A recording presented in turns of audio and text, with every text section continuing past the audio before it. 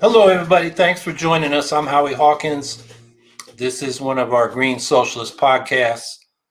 And today we're going to talk about a timely and important issue about anti-Asian hate and violence, which has really grown. So the people, it's public and been happening over the last year. And I'm not going to comment too much on public affairs today. Next Tuesday, our regular podcast, I'm going to talk about what Biden calls his jobs plan, which is his climate plan, which is totally inadequate. There are no benchmarks in there for carbon reductions, incentives for clean energy, but no sense that we're going to do anything different than what we've been doing, which is expanding renewables without reducing fossil fuel burning, which doesn't help us with the climate emergency. So we're at a point now where the 1.5 degree report from the International Panel on Climate Change said when it was released, we had 420 gigatons carbon left in the global carbon budget. And we've already burned 120 of those gigatons. We're below 300 gigatons now. And at the rate we're going, by 2027, we're going to blow through that budget, which means we're entering the territory, by their best estimates, of runaway global warming in a real catastrophe. Another way of looking at that is James Hansen, our foremost climate scientist, has said 350 parts per million is the safe zone. We had 280 parts per million carbon in the atmosphere pre-industrial. And 350, he said, is a first estimate of what might be safe. Mauna Kea Laboratory or Observatory out in Hawaii had us at 418 this week, not 350. So we not only have to stop emitting carbon, we got to draw it out of the atmosphere. And the Biden climate plan doesn't even reference those benchmarks. So I have a lot more to say about that on Tuesday. But with respect to our topic today, this is something that's personal for me. I came up in California with Japanese kids, Japanese American kids, whose families just came out of the internment camps back in the 50s and the 60s. And the racism toward them was obvious, palpable. When we go play other schools and sports, the white people had an N word for the Japanese as well as the black kids, and a S word for the Latinos, the Mexican kids. It was just in our faces. And I also have Japanese cousins. My aunt is Japanese. They were Army brats. They grew up mostly on Okinawa while their father was in the Army, but he bought a house in Hawaii. And when they graduated from high school, they went to universities stateside, and all of them went back after a year because in Hawaii, nobody questioned who they were. But they had issues just trying to go to school here in the States. This is in the 1970s. So this has been an issue that's been with us, but it's really blown up in the last year. And we have with us a great speaker on this subject, Virginia Rodino. She's the chairman of the Maryland Green Party. She's a chapter president of the Asian Pacific American Labor Alliance of the AFL-CIO. That's the Maryland chapter president. She's a national convener of United Against Hate. She was the press secretary for the latter half of the Hawkins-Walker campaign. And it's somebody I happen to know because going back a couple of decades, I don't know if she wants to admit that long ago, but she was getting a PhD here in Syracuse at Syracuse University in communications. So I expect her to show up on the screen here in a minute. There she is. And, tell us what's going on now, what people are doing about it, and what the situation is. So the floor is yours, Virginia. Thanks so much, Howie. Thanks for this space to talk about this, this really critical, timely issue. And just thanks for all this work that you do, and allowing us, the arena to talk about really important issues like this and to really dig into it. And so I welcome everyone's comments, and I'll try to, get back and answer everyone's discussion items. Like Howie just said, the surge in racist violence against Asian Americans during the pandemic under Trump is something well documented, well publicized, particularly these last couple of weeks. In the past year, there have been 3,800 reported incidents of anti-Asian violence, more than 500 of which took place during 2021 alone. And women make up the vast majority of those who are attacked. The Asian American Pacific Islander, the AAPI victims in Atlanta, came from a vulnerable segment of Asian immigrants and Asian Americans. And what we have to lift up is that this is an example of violence in the workplace. We need to make the connections to the barriers of entry into decent paying jobs that immigrant workers face, to the vulnerabilities they are forced into in unprotected, unregulated, and secreted work. And we can't omit the anti-sex work from the analysis about these most recent attacks on the Asian community. The killer told police that the spas he opened fire on represented, quote, a temptation he wanted to eliminate. And he suggested that he believed that these were sex workers. So this is the way that racism, sexism, and anti-sex work sentiment came together to produce this latest example of anti-Asian violence. And, you know, if we try to remove the anti-sex work component, we would be removing the crux of what this specific kind of racism is about. And it's the fetishization of Asian women's bodies, the objectification of their bodies, and the assumption that Asian women are obviously going to be providing sexual services at massage parlors. It's very specific to anti-Asian racism against Asian women, which, you know, I really have personal experience about. And so it's this subtle, you know, at times subtle, at times overt type of racism and misogyny. Many of the women in the workplace that the Atlanta killer targeted, they're divorced. They don't have the financial or cultural support when they're divorced. Many have young children and minimal child care support, so that they have to search for work in the evenings or after hours when the children are asleep. And all these pressures, as with everything else, was exacerbated by the pandemic, which caused layoffs of many restaurants, nail salon workers. It eliminated childcare safety nets and forced even more people into underground economies, again, disproportionately impacting immigrant women of color. But let's definitely be clear that the solution is not to have more funding for the police to protect massage parlor workers or to start an anti-Asian task force to guard Chinatowns.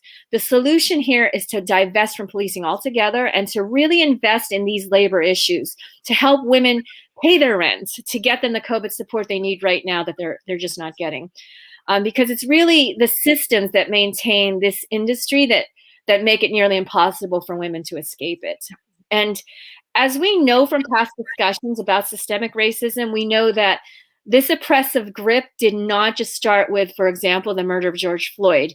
It didn't start either with the murders in Atlanta. Let's just go way back. In the 19th century, European nations, desperate to exploit the riches of Asia, forced open Japan and China.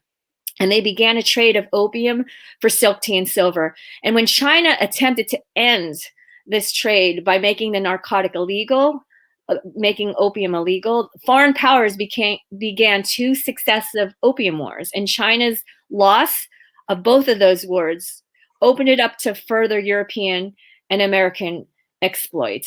These wars caused massive waves of migration where Asian immigrants were forced into racially segregated communities where the backlash against them grew in this country. Years of brutality ensued. In 1886 alone, mobs burned down at least a dozen Chinatowns in California to the ground. An important milestone in our country's history, the Central Pacific Railroad. It started its construction in 1863 in Sacramento, California, on the backs of up to 20,000 Chinese immigrants, almost 90% of the railroad's entire labor force. And the dangerous nature of the work meant white laborers turned down these jobs, and so Chinese immigrants were brought in to do this deadly work. There are estimates that more than 1,000 Chinese workers died while working on the railroad. Anti-Chinese sentiment was overwhelming during this time. The racism was so pervasive that the state of California and local governments passed anti-Chinese laws to deny Chinese workers their civil rights. And among this litany of laws passed to restrict Asian Americans, civil rights, including access to education, cultural practices, and business activities. Laws were also initiated to enforce white male purity. California passed an anti-miscegenation law, which banned marriage between whites and, quote, Negro, mulatto, or Mongolians. And such laws culminated in the 1882 Chinese Exclusion Act, the first time any US federal law sought to exclude an entire ethnic group. In the decades after the completion of the railroad, racism and racial hostility heightened across the country against Asian Americans. The Chinese were targets of violence and blamed for stealing jobs from white Americans. The Chinese Exclusion Act barred all immigration from China into the US, prevented Chinese workers from working on government projects, and it effectively lasted until the Immigration and Nationality Act of 1965, when all quotas on immigration were lifted. And the most direct predecessor of the Exclusion Act was the 1875 Page Act. That had been written narrowly to ban sex workers from China, Japan, or any Oriental country. President Grant at the time made clear how he and many others saw Asian women, but few of whom, it said, are brought to our shores to pursue honorable or useful occupations. As states moved in the late 1800s to protect the entitlements of white men, and Grant demonized the actual bodies of Asian women, mob attacks on Asian Americans increased. Books and other research documents show that hundreds of forgotten riots, purges, and lynchings in the 1880s left thousands of Chinese Americans dead, wounded, or displaced. And as successive waves of Asian immigrants and refugees arrived, often fleeing U.S.-led wars, they too faced violence. In 1930, whites rioted against Filipino American bachelors who went to dance halls to dance with white women in California. In 1941, with war again as a backdrop, FDR rounded up Japanese Americans into concentration camps. After the Korean War, the slur gook was merely recycled to use on the Vietnamese. The quick succession of World War II, of Korea and Vietnam also meant that many of the top military officials served in multiple wars in Asia. And, the cultural attitudes and stereotypes about Asian women don't end when a soldier returns home. They become incorporated into U.S. culture and stereotypes. And this was really the hypersexualized stereotype that Asian women, still hold on today. They're still branded with today. In World War II, Japan actually kidnapped and forced young Korean girls to serve in the military brothels, and they were known as comfort stations. And the U.S. military ended up just repurposing the system and even some of the same women for U.S. soldiers during the war in Korea. Rapes and sexual violence of Asian women by U.S. soldiers were so typical and unpunished. It took a kidnapping and gang rape of a 12-year-old by 3 U.S. Marines in Okinawa in 1994 to finally stir any interest from the U.S. media to cover this tragic phenomenon. Fast forward a little bit, in 1982 in Detroit, a young Chinese American draftsman named Vincent Chin was beaten to death by 2 white auto workers. And before they came upon him and beat him up with a baseball bat, they baited him by calling him ethnic slurs for both Japanese and Chinese people. And it demonstrates, at the time, it demonstrated the same confusion of the pandemic era attackers who have labeled and lashed out at Asian Americans of all ethnicities while thinking them Chinese. And, going back to the Vincent Chin murderers, a judge sentenced them only to probation, saying that these aren't the kind of men you send to jail. And that started a strong Asian American civil rights movement in the 1980s.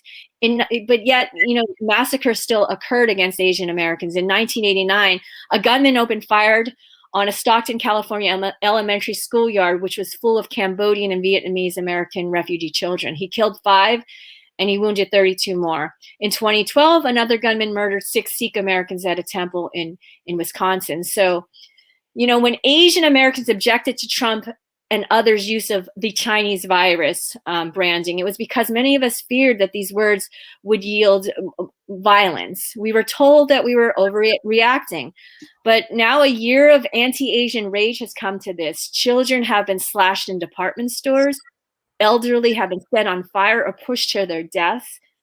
And women are attacked at twice the rate of men. They're chased, they're beaten, spit upon, as if we're not people, but pollutants, infections, contagions, and stains on white America. And that same twisted view of Asian Americans was echoed just a few weeks ago in Cherokee County, Georgia, when the sheriff made a stunningly sympathetic read of the killer's defense that he was trying to, quote, eliminate a temptation. That was the sheriff talking. And what stands out in that sheriff's news conference was that his sympathies went to not the working class Asian American women, but to the killer who just had a bad day.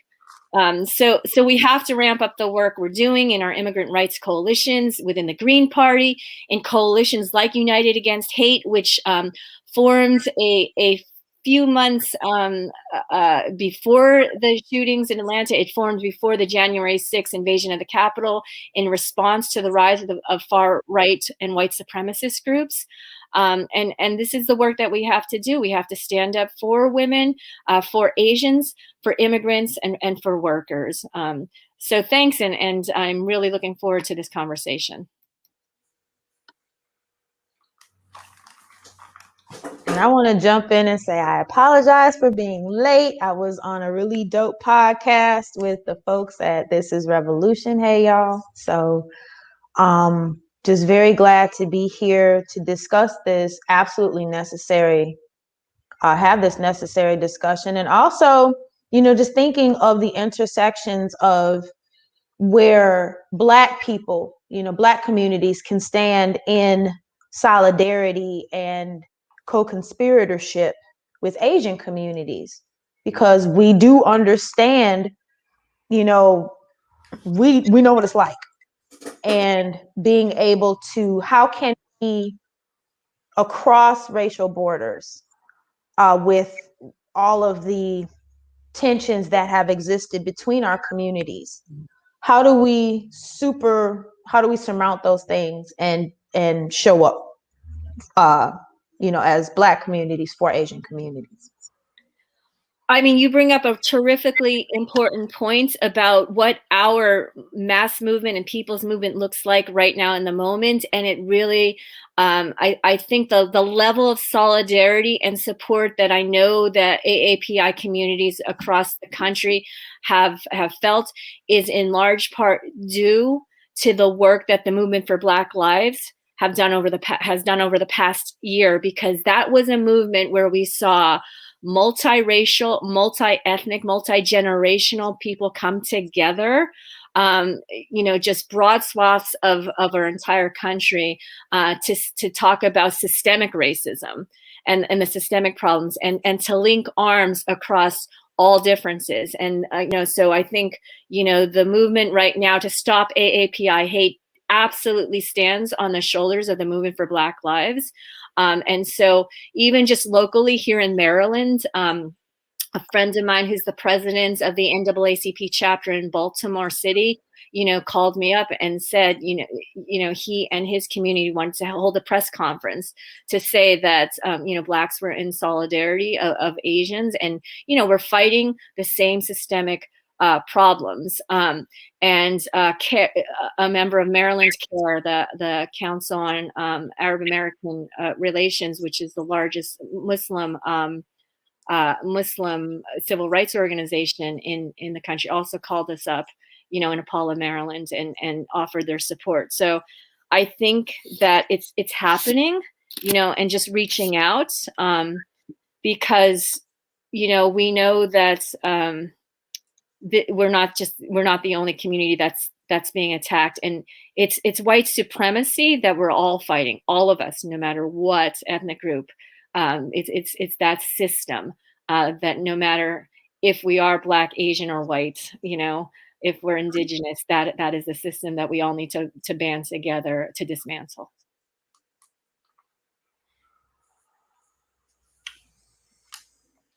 Virginia, why don't you speak to the issue of how the right wing is mobilizing white resentment against Asians who are stereotyped as the model minority, and they've all made it, when the reality is most Asians are working class. Many are immigrants who are working very hard just to keep a roof over their head and food on the table. Yeah, I think there's that small minority of actual hate groups, of these white supremacist groups, that obviously have the wrong idea of where they're coming from and who the rest of us in the working class are. So they get it wrong, with everyone, and they stoke fears about Asian American communities as if we're a monolith, as if we're all MIT grads that are millionaires in Silicon Valley or something. So that's absolutely not true. There are differences among the many different countries represented in the AAPI diaspora. There's different shades of brown and different languages, different cultures, and different places within the global economy that impact us. So yeah, we're not a monolith, and as Howie, as you just said, most of us belong to the very same class that these white supremacists come from, but they look to a shortcut answer to kind of the fears and the problems and concerns that we all have as workers in this country. And instead of looking at systems that produce this oppression against all of us except the 1%, they take the shortcut and they blame the Jew, the Muslim, the person of color down the street, rather than these systems that we know we have to dismantle together. Yeah, I would just say it. We have to realize that this is stoked by people in the upper class. I recall Steve Bannon had a podcast with Stephen Miller on it. And Miller, notoriously from Santa Monica, California, in high school, we have a green lawyer who went to school with him who can testify to this, was treating the other, Latino students like they should be the help. He was a racist from way back, and he's up there in the top of the Trump administration. So Steve Bannon had him on his podcast, and Bannon asked him, well, isn't the Asians the problem too? I mean, numerically, there's as many Asians coming into the country as Latinos. And of course, Miller said yes. And these are not, working class people that feel like, Asians or Latinos are taking their jobs. These are people that are using this as a divide and rule tactic. Mm-hmm. And I'm not even sure. I mean, I think for them, it's more visceral. They are gut level racists, but they're upper class. That's my point. Yeah, I mean, I think it's important too, as you get into kind of like the elected officials and how they're getting to frame what the official line is, and definitely gut level racist.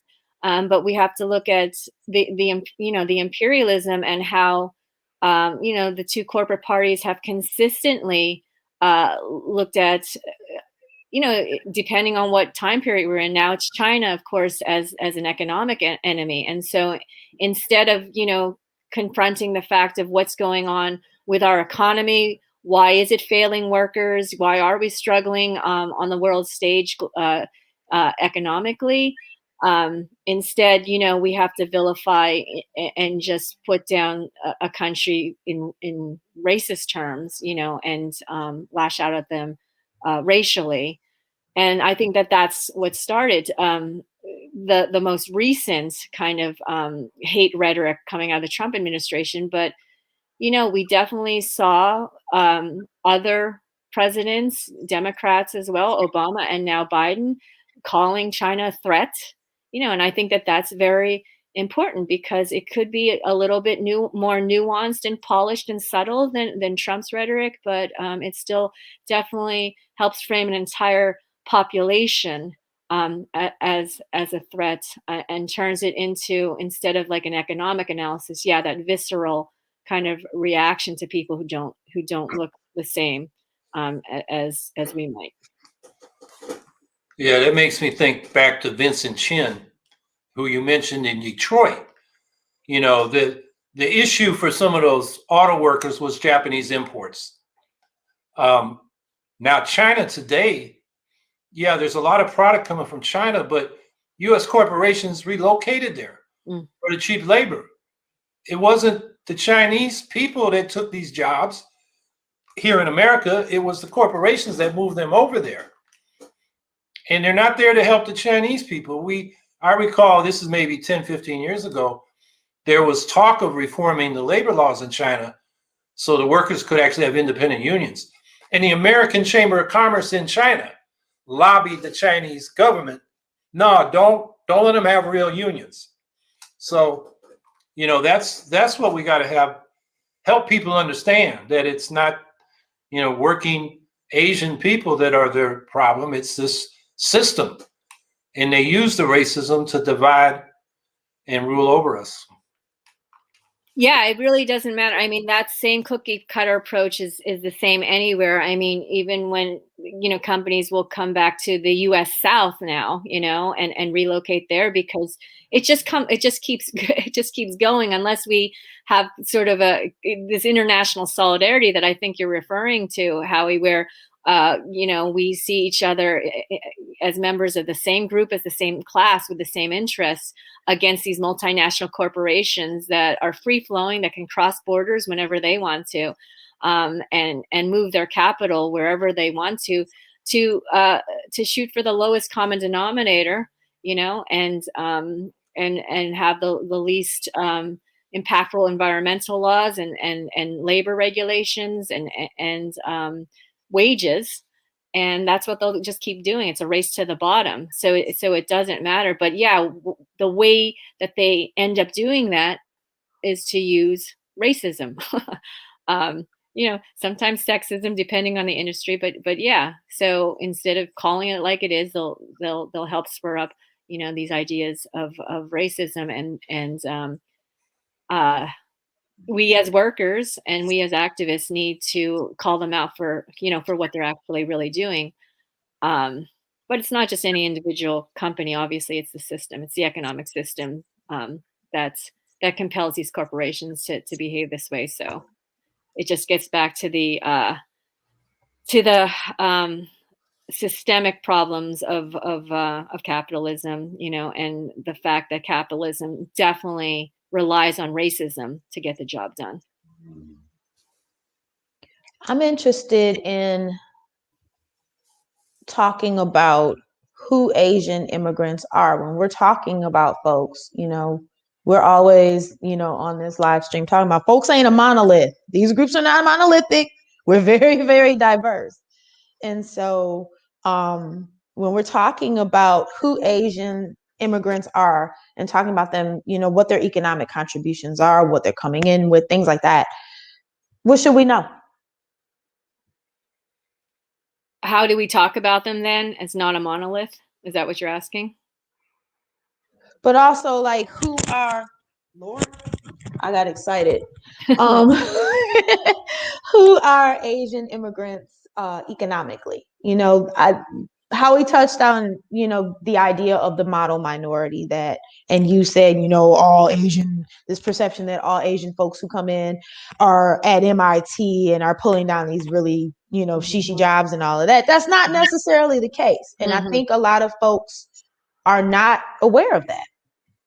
Yeah, no, absolutely. Because we only get to see, you know, whatever representations in mass media, you know, movies or television, and there aren't, you know, that many positive representations of like ordinary Asians just living ordinary lives. And I think Howie touched on this earlier too.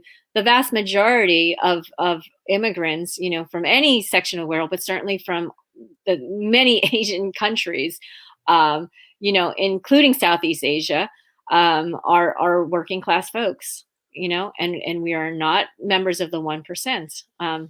You again, just like any ethnic group. But yeah, the richness and the diversity and where the immigrants are coming from, why they're, either being pressured to immigrate, often because of U.S. foreign policy through the years, or U.S. imperialism, is different depending on which country we're talking about. So absolutely not a monolith. And again, just like, trying to bridge Black and white divide, I think that we, Asian American workers and Asian American immigrants have a lot more in common, with white workers, than the white wealthy corporate bosses, and that's what we have to recognize. I think that's an excellent point. And I shared in our private chat, I shared a link a couple of weeks ago, right after this massacre, the massacre in Georgia happened in Atlanta. A podcast that I absolutely love, Inner Ho Uprising. Sam of Inner Ho Uprising by herself did a wonderful, wonderful deep dive into, as you gave at the beginning of the show too, this history of the fetishization of Asian women, how we got to this point where you've got this sheriff saying, well, he was trying to put down a temptation or address a temptation, as if slaughtering people is, that's a whole nother discussion. I don't feel like cussing. But talking about, where that intersection of working class and Asian immigrant and women coming to this space, the places that they were working, that also contributed, or the perception of those places, how that contributed to the idea that they were disposable, that they were, it was okay to harm them. How did we get there? Yeah, I mean, and others might have different opinions on this, but my read of it and my working with veterans for the past 20 years, particularly coming out of the peace movement from Iraq and Afghanistan, like the anti-war movement there, and talking with veterans who served in Vietnam, and then seeing the kind of the repeat model of how the U.S. military trained soldiers as they were going into Iraq and Afghanistan. I mean, it's this dehumanization of whomever we're going to attack and bomb and kill the civilians of. And so we're not going to be able to do this if we see women as women, and these women as mothers and sisters and daughters. But if they're just seen as objects, as hypersexualized, unclean, dirty, heathens, which is really what the narrative had been again during the wars on Vietnam and Korea. And World War II against Japan. I mean, it really was this this stereotype that has become deeply ingrained in culture today. So I'm sure there are academic studies out there looking, analyzing the content of advertisements and online gaming. You'll see this too, of these representations of Japanese girls and women as these sex objects. And just anecdotally, if you talk to any of your Asian American female friends, how they're treated just in the dating world or just walking down the street, and what's what's usually white men have in their mind in terms of the preconceived notions of what an Asian woman, what her personality will be, in terms of very, very deferential and bowing and subservient and quiet. So I think that, and a sex slave, just adding that. I mean, it really is stunning in terms of how it traces to today. But I do think that its roots are in the drives of U.S. imperialism in the wars in Asia. And I'm also thinking in this particular situation in, the murders that were committed in Atlanta, where religion played a role in this, and how, othering these people, which also has a role in the way that soldiers are socialized as well.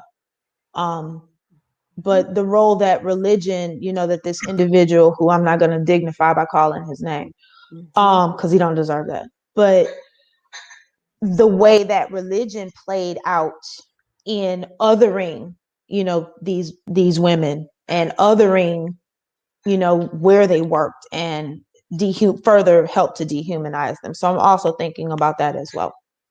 Yeah, I mean, in addition to that, I know recently folks who are looking into, reporters and scholars and others who are looking into the rise of white nationalism, white supremacy in the moment, are seeing, huge concerns in terms of the far right and religion, in terms of definitely othering, but vilifying, entire populations and actions, so that everyone is a sinner. Everyone is a sinner, and I think, yeah, religions, certain religions that base their teachings on, fear and sin and punitive, I guess, measures against anyone who doesn't fit into this pristine, usually kind of, white box. Yeah, the Christian fundamentalists, I think some sects we have to be aware of how they're helping to feed into this white nationalism, and we saw it play out, unfortunately, in Atlanta. So there's definitely a connection that people are making even more so today because of what happened in Atlanta.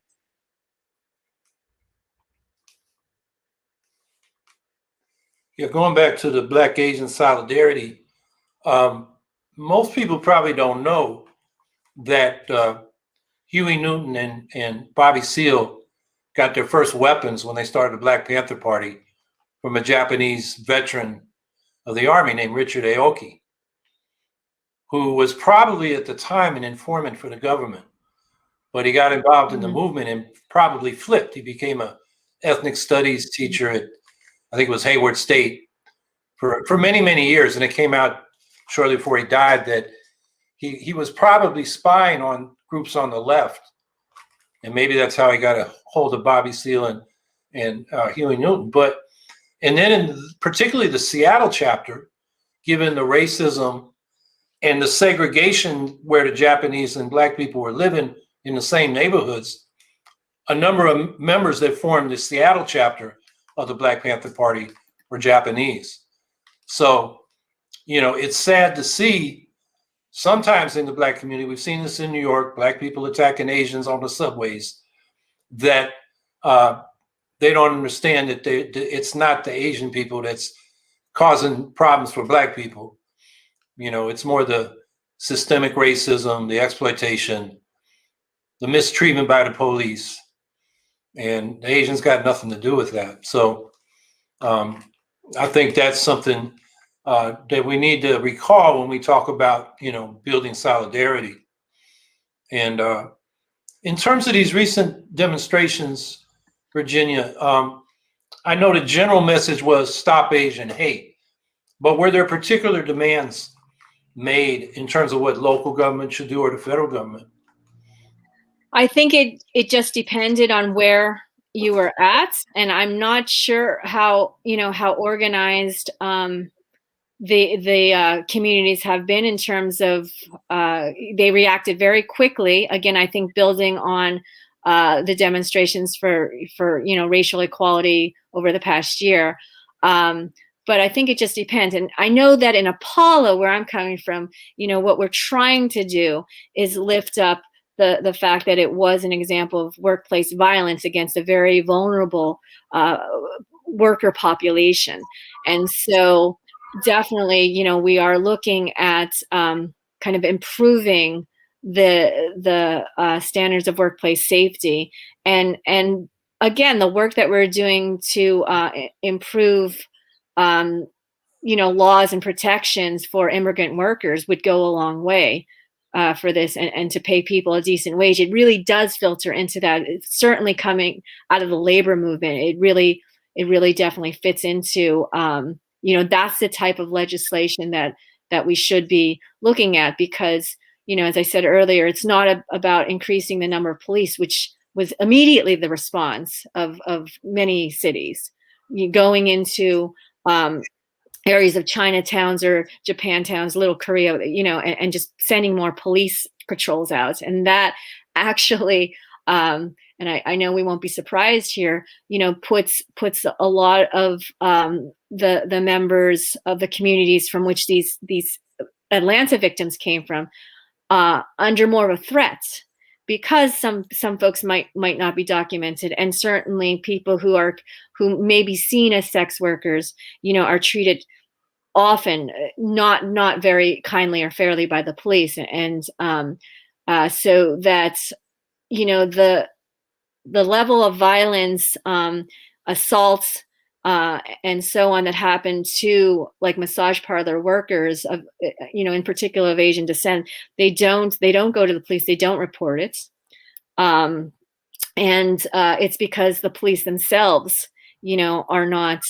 responding in the way that actually protects people from this community. So I do know, to get back to your question, Howie, that unions and other worker centers that have been working with these groups of workers, that include like nail salon workers, again, massage therapists, that hopefully they've gotten more of a positive spotlight here in terms of the needs to support the kinds of movements to protect, sex workers, nail salon folks, and the like, where often these Asian immigrant women end up in. So, so I think, to me, the strongest starting point is improving protections as immigrant workers.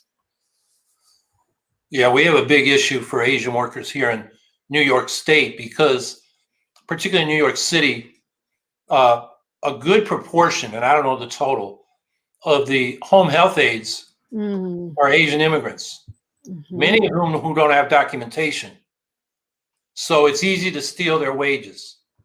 Yeah. And the estimates are there's $1 billion stolen from workers in New York every year by employers that don't pay. And it's agencies. It's not like somebody, dealing directly with the home health aid worker. They go through agencies, and the agencies require the home health aid workers to, in many cases, live on the property, taking care of somebody 24 hours, but they only get paid for 13. And Governor Cuomo and the establishment here has let that happen, and Democrats in the legislature have not passed legislation that particularly, there's what do they call themselves? Chinese Staff and Professional Association, but they don't just organize Chinese immigrants. They organize Latinos and Dominicans, and Vietnamese, all kinds of folks that are in this industry. And then we have another bill, which we did get through the legislature, that said when the workers win a judgment in court to get back wages, which they often do, they can then get a lien put on the company until the wages are paid. And what the companies do is they go out of business, and then they pop up under another name and say we're not legally obligated. So the lien, gets on their property before they can do that. And Governor Cuomo, it was passed in June 2019, and he had until January 1st, 2020 to sign it, and he didn't. So one of my last demonstrations before the pandemic, locked us down, was, demonstrating with that group that we need to go back and adopt this bill, which wasn't passed, as far as I know, by the state legislature during this pandemic year. So here we are 2 years later, and a bill that passed the legislature, the governor refused to sign, has not been sent back to him. So that's just to give people an idea of some of the labor struggles that Asians, but not Asians alone, are going through in the low wage end of the labor market. And part of that, going back to immigration, is that without documentation, it's really hard to fight for your rights. Yeah, I think you're making the point, that we brought up a few times so far. It's just that the story of the Asian American immigrant worker is the story of every immigrant worker in the States, including white workers, that if given the chance, our employers are going to try to withhold our wages. And if we don't stick together and see that solidarity and recognize that we're all in it together and that we're all experiencing that kind of level of injustice in the workplace. That's why unions matter, and solidarity matters across racial lines. Yeah, you're just making that point. I mean, our story, the AAPI workers' story, it echoes, the story of all immigrants, including white immigrants to this country. So yeah, solidarity is important. And I would say just very quickly, because you started out with the Black Asian solidarity, two figures who often get left out of the history books are some two strong Asian Americans, Grace Lee Boggs and Yuri Kochiyama, who were Asian Americans who were very active in the Black Power movement, and they worked alongside of activists like Malcolm X to fight for issues like prison reform, rights for political prisoners, and a lot of international solidarity against the Vietnam War and so on during that time. So those are two highlights in the AAPI history of Asian Americans here in this country. And so I think a lot of those in the status quo, the ruling classes, don't want us to know that history of solidarity that I think we've always had.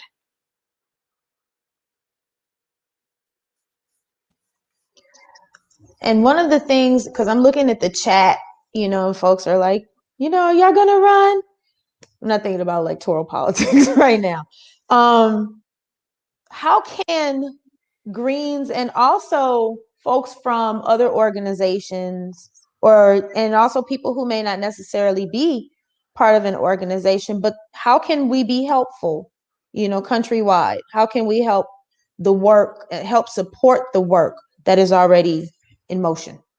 Yeah, I mean, as with anything, the Green Party often stands alone in terms of the critique of U.S. imperialism and capitalism. And I think that that's very important. If we want to get to the root of what causes not just AAPI hate, but again, systemic racism, we have to look at things and make those connections that I think, corporate parties just don't want to make because they're implicated in it.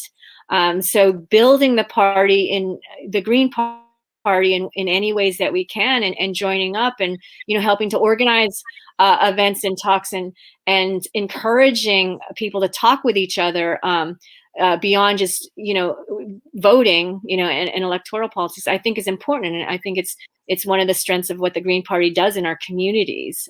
So that's why I think it's just important to always maintain that critical lens of what the two ruling corporate parties try to force us to see through. So that's one. And then I'll say that national coalition that I spoke about earlier, United Against Hate, is definitely looking at making networks and links to all different groups across society, including labor and racial justice organizations and communities of faith.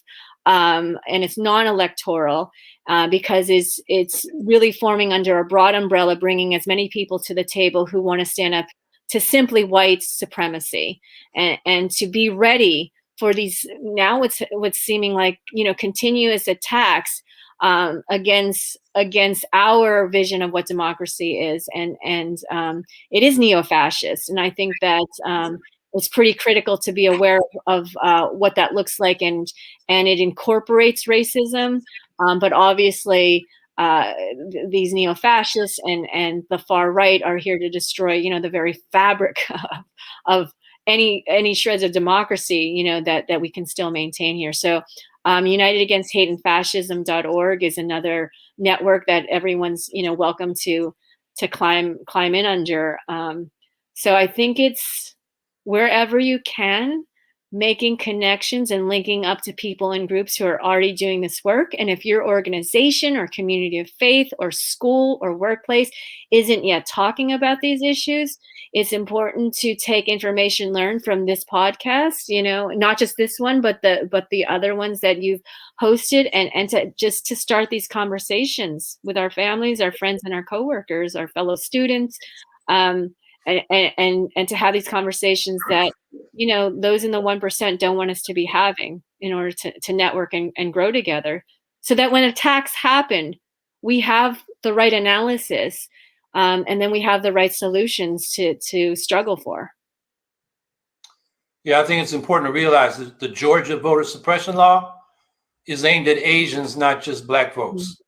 Mm-hmm. And historically, Jim Crow, it took a vote from almost all Black people in the South, but also from half the white people, because poll taxes and literacy tests and not having polling places around. And for a long time, they knew who you voted for, because there wasn't an Australian ballot. White folks that weren't down with the elites, they didn't want to get in trouble, so they just didn't vote. So this is much broader than, it's obviously aimed at Black folks in Georgia, and then there are now, what's the number? 47 states, over 360 bills designed to suppress the vote coming from the Republicans.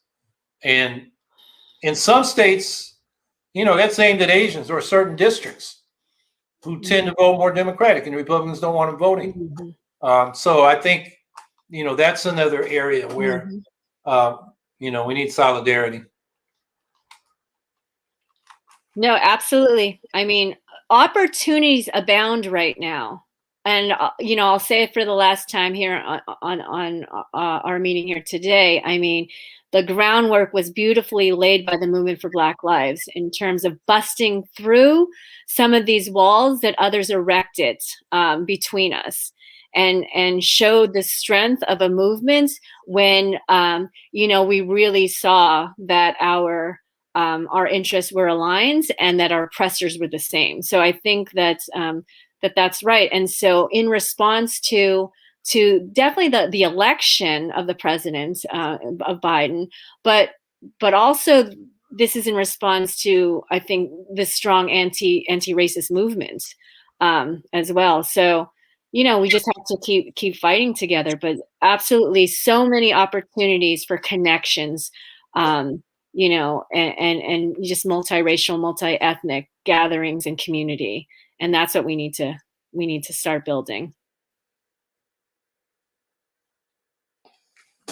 Miss Leo, and I saw this in the chat. Hey, baby, and hey, Gera, and hey, Eric, all my sweethearts. How do we integrate ourselves back into society? Asian people have been exiled into the Chinatowns and little Tokyos.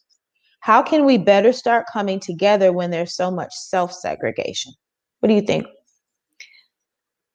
I think that we who are woke already recognize the struggles and the issues that lots of different communities are fighting for.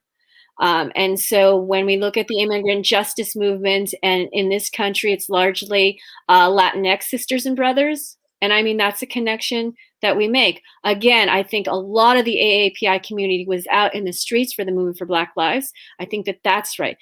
Every issue that we can think of that we care about for our communities, other communities care about that too. And so it's really just, what moves you, what motivates you? Is it on your campus? Is it in your workplace? Is it in your neighborhood? Is it an environmental issue, an economic issue, a racial justice issue? Get involved, invite others. And even if it's just, not in the AAPI community, I think that that's one step. No one is going to turn us away of helping and supporting kind of other struggles, the indigenous people struggle. I mean, I think that that's whatever moves you, to act, on behalf of others. I think that's a good starting point. And I think just like with every other movement, the movement for Black Lives, the climate justice movement, and movements in our history, we're often led by young people. And I do think that it's the younger generation, who are more colorblind, and gets, and aren't brainwashed, and recognize that, hey, the Democrats don't have all the answers, and and aren't automatically going to just vote a certain way as their parents did. They're very skeptical, and they have a lot to be skeptical about. And I think that they're helping to lead us into a more multiracial movement, and that's what we're seeing. So, yeah, I just think the answer to that sort of question is always just get involved wherever you can start, and then just broaden out. But I would question the notion of self-segregation.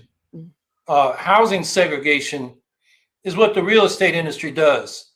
And they make profits off it three ways. If people of color are moving into a white neighborhood, they're scared of white people to sell cheap. And then they sell high to the people of color. That's two ways. And then the third way is they sell high to the white people, run out to these Mac mansions. And so there's profit in racism for them. And the reality is, residentially, we're more segregated now than we were when the Fair Housing Act passed in 1968. Coming up in California, at least the people of color and white working class people lived in the same neighborhoods. When I was back there in the presidential campaign, I, would stop for gas as I'm driving, across the state. And I was in neighborhoods that were all Asian. That didn't exist. I mean, Asians lived among, with people of color and, Black people and Mexican people primarily, and other Asian people, Japanese, Filipino, Chinese, and so forth. I went to this one place, and then I went to a grocery store, and I just saw nothing but Asian people. Then I was in East LA, and I was staying in this little hotel, doing some campaign events over a couple of days. I never saw another white person. Saw a couple of Black people. Everybody else was Latino. So California is more segregated than ever. Now, there is some self-segregation because people have their ethnic clubs and societies and, ethnic festivals and religious institutions. But people can go to those and then come back to a neighborhood where they're living with other kinds of folks and learning about other kinds of folks. So I think the housing question and desegregation of housing has become a huge issue, because I think the most dangerous thing about segregation is the white people being segregated, because then they get all these crazy notions in their head about other people, and they have no interaction with them. They live way out in the suburbs or the rural areas. And so they're imbibing myths about people rather than having real encounters with people. That, I think, is maybe the most dangerous thing about segregation, because then you get this white nationalism and the fear of white people that, the other people are taking over, and, when they should have nothing to worry about. Yeah, I mean, I think that's absolutely correct to note that, in terms of questioning how much self-segregation is going on. I think the antidote to that is very similar to what we've been talking about. Just reach out to your neighbor who might not look the same as you. I mean, I think that's the same. But you bring up a good point too, because we just had an Apala, Maryland chapter meeting before this, and someone in another county than I was very disturbed. She lives in Baltimore County, and just around the vaccinations. And one of the problems is language issues and language barriers. And so, she was noticing that the Department of Health for the counties, a lot of them didn't have great ways to translate just the information. And so the language barriers and the resistance of local and state governments to translate information of any type, just definitely helps create these pockets too, where people are sticking together just to be able to, figure out what's going on. But here in my county in Maryland, there are pockets of the area that you do not need to know English. I mean, you can live, work, go to church, play, and everything, and never have to speak English. And that's what happens, and it's because of the types of jobs that people can get, and also or can't get, that they don't have access to. But a lot of it has to do with inaccessibility around language, and I think the local governments definitely have to start recognizing that. I think that's been a problem for Latinx children for the longest time, and I think a lot of us here fought to improve on that, and I think with Asian communities it's very similar. So yeah, I think that's important.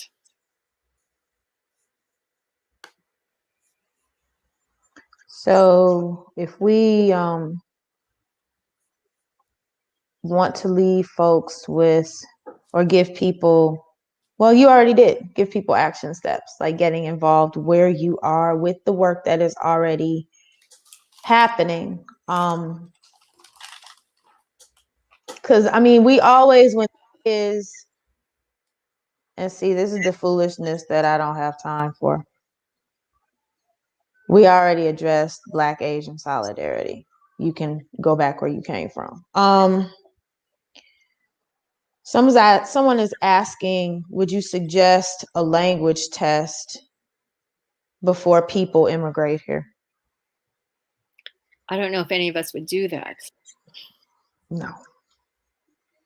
I mean, I immigrated here as a baby, so I would not have been able to pass any language test. I think it's it definitely is contradictory to what this country was founded upon, and I think people can learn other languages and help contribute to what U.S. society really could be, no matter what language they speak. So. And I think as people raised in the United States, it would benefit us to learn more languages than the one that we have here. But I'm not gonna mess with that today. I'm gonna leave that alone. Yeah. So I was reading the chat. Sometimes you don't need to read the chat. Well, it's interesting to check in and see, if people don't agree or where people's heads are at. I think it is important to talk through some of this, because we don't get a lot of chances to talk through tough questions or to work through stereotypes that have been imposed upon us for the longest time. And the silver lining for me from this tragedy that happened in Atlanta is that the invisibility, I think, of the AAPI community has been broken. And I think we can talk a little bit more now about specific types of kind of racism and misogyny that our communities have suffered, and trace that through the historical roots of it, as we did here. So I definitely appreciate that space, and I don't think it's great that it took a mass shooting to be able to have that, but we need to use this space in terms of honoring the victims in Atlanta and before that, to not go back to that place of invisible racism against Asians, and the invisibility that I think this society put on a lot of the AAPI community. And I think this is a place like where that visibility is extremely important. Like you said, it shouldn't take the brutality that we saw to get us talking about, immigrant rights, how they affect the Asian community, how diverse the Asian communities in this country are. It shouldn't have taken this. And unfortunately, here we are. So going forward, there's links in the chat for folks learning about how to be a co-conspirator with the Asian American community, or communities across the country, because they're not a monolith. So yeah, that's pretty much all I got. Yeah, if anybody wants to contact me, we'll put our, my email in the chat, but, please feel free to reach out to join United Against Hate, any of your local Green Party chapters. If you're in Maryland, please reach out to me. And Apollo has a number of chapters, dozens of chapters across the country too. So if you have any questions that weren't answered here or want to continue the conversation, I definitely welcome it. So please feel free to email me. Howie, what you got? Last words for this podcast? Is that what you want? A final thought. We're going to get laughed at about Jerry Springer anyway, so I'm just saying. You're reading the comments, I guess. I don't know what Jerry Springer has to do with it. No, he always said his final thought. And somebody got us for that last time I said it. So. Oh, okay. I didn't know that. But yeah, somebody asked, about us running in 2024. And, I just wanted to say it's too early to answer that. I'm not even going to look at it till we get past the midterms. The person was saying we got to start running now. Trump's running, Biden's got a machine. But the Green Party, we can't do much running for president unless we got a base. Because the corporate media is not going to cover us. They're part of the corporate power structure. They want to silence us by ignoring us. So we got to go under them directly to the people. And so we got to build our local organizations. And we partly do that by running local candidates. We have over 100 in office now. We should have thousands because there are thousands. There's over 500,000 offices at the local level in this country. And we can win those. We've won over 1,200 races over the years. So that's number one. Number two, we got to change the voting system. Plurality voting produces this two corporate party system that runs this country and has for 180 years, since the Liberty Party tried to run as a third party against slavery, against the Whigs and the Democrats. And only 5 times in that 180 years did a presidential candidate get over 5 or 4% of the vote. And the last time was 1924. It's got worse. And especially in the last dozen years, because the Republican Party now is not just the conservative party, it's the right-wing extremist party. They mobilize around anti-scientific irrationalisms like racism and nativism and conspiracism and anti-climate and COVID and, that kind of thing. And in office, it's rule or ruin. If they can't get their way, they're going to mess up the government. That's their politics. McConnell's the Grim Reaper, and he's got his counterparts in the state legislatures. So the incentives for progressives is to vote for the centrist Democrats to stop the crazy right-wing Republicans, which makes it harder than ever for us to get votes, particularly at higher levels. So with ranked choice voting, people, you rank your choices 1, 2, 3. You can vote. You can rank the Greens first and the Democrats second, and not worry about the Republicans. That is something that we are winning across the country. 36 cities, 2 states now have it. There are campaigns going on now in 45 states for it. That's what we should be doing now, so that if things really work out well, we can replace the Electoral College with a ranked choice national popular vote for president. That requires a constitutional amendment. But what we can do, we have legislation in New York, is have a ranked choice vote for president within a state. That's a reform we can win between now and 2024. And the best vote we got in 2024 was in Maine, which had a ranked choice vote. We got 2 or 3 times the vote in Maine as a percentage what we got in most other states. So, yeah, 2024 is coming, but we got a lot of groundwork to do now. And then we'll look at the circumstances after the midterms and make a decision. So I just wanted to say that. And, back to the anti-Asian hate theme, I think we attracted some people that wanted to start some stuff, which tells you the racists are out there. I know that a lot of them got blocked. And so this is real. And I hope people, take that to heart and work on this issue. And this comment, I thought the Green Party is a party of the people. The people who need a voice right now are people of color. But the whole stream today is about ending the violence against the Asian community. Read the room, baby. Read the room. Too old for this. Virginia, how do people, what are your final thoughts? Because I'm going to say something real snarky. No, I mean, a few weeks before the election in November, I was taking a walk in Maryland. It was a nice day. I was taking a walk with my younger brother, who's also Asian, and some 6 or so, appearing white appearing children came up to us and screamed, "Make America white again!" Screamed at us in our faces and ran. And I looked, and a group of parents was behind them, and they were just laughing. So I just want to say that it is real, and I have suffered physical assault from people in Maryland who were screaming racial epithets at me as well. So it's real, but I don't want to leave on that pessimistic note. I think that the work that we're doing here is all connected.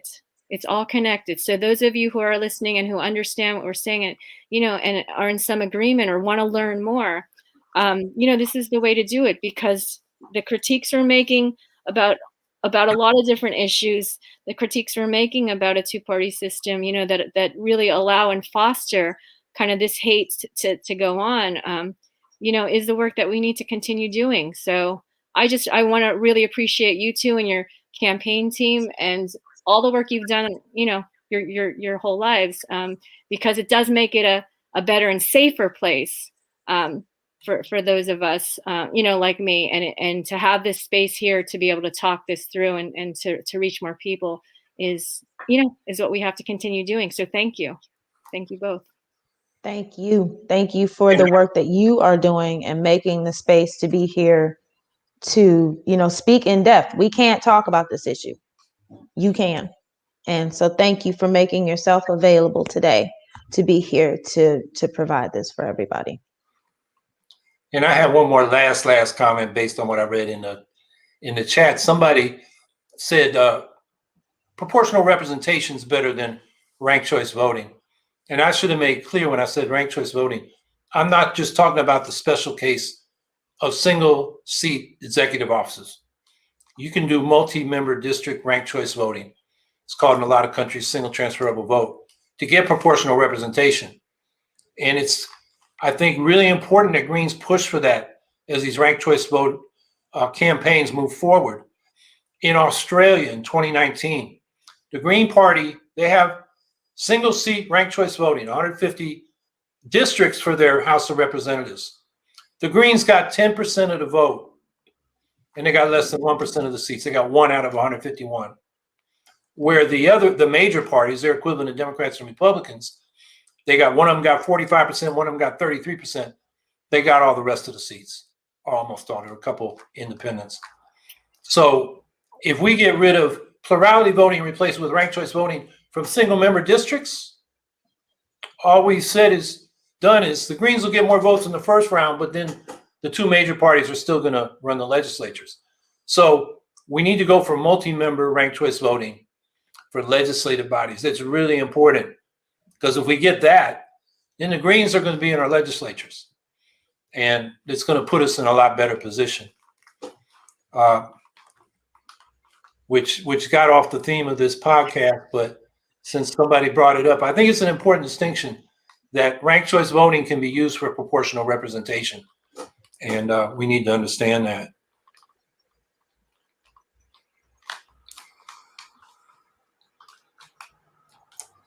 Well, solidarity to you and to your listeners, and onwards. Yeah, thank you, Virginia, for doing this podcast. And thank you. Despite the trolls, I think a lot of people they still in here. Yeah, well, if somebody said, don't they have a video game or something to play? Somebody told, why are you wasting your time bothering us when you could go spark one up? Go find something to do, baby. Go find something to do. All right. Everybody have a good rest of the day. You too.